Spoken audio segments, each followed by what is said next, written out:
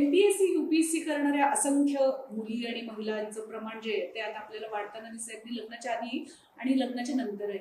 पण हा जो पूर्ण कृती कार्यक्रम आहे हा तसं तर खूप टाइम गिव्हिंग आहे किंवा खूप वेळ या सगळ्यामध्ये लागतो. अशा वेळेला या मुलींनी, खास करून मुलींसाठी म्हणून मी मुद्दामून स्पेशल म्हणते, कारण पुन्हा लग्नानंतर मुलं हा सगळा प्रवास याच्यामध्ये असतो. तर या मुलींनी प्लॅन बी ठेवला पाहिजे का? ठेवायचं असेल तर काय ठेवला पाहिजे?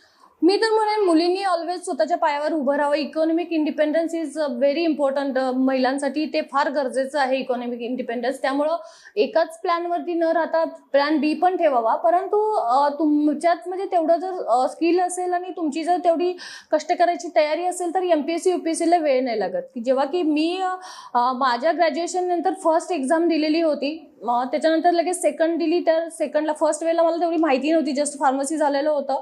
तर त्यावेळेच्या एक्झामला मला थोड्याशा मार्कांनी मी मेरिटमध्ये येऊ नाही शकले. पण त्याच्यानंतरचे जे दोन्ही अटेम्प्ट दिले, दोन्ही अटेम्प्टमध्ये मी मिळालेले होते. एकूण 3 पोस्ट मी मिळवलेल्या होत्या. तर तुमचं डिवोशन असेल आणि हे असेल तर त्या परीक्षेही पास होणं तेवढं अवघड नाहीये. पण काही काळ तुम्हाला सगळ्या गोष्टी मागं सारून त्याच गोष्टींवरती कॉन्सन्ट्रेट करावं लागतं. आणि त्याच्यात वेळ लागत असेल तर प्लॅन बी 100% मुलींनी ठेवावा. कारण मी परत सांगेन की इकॉनॉमिक इंडिपेंडन्स हे महिलांसाठी खूप गरजेचं आहे.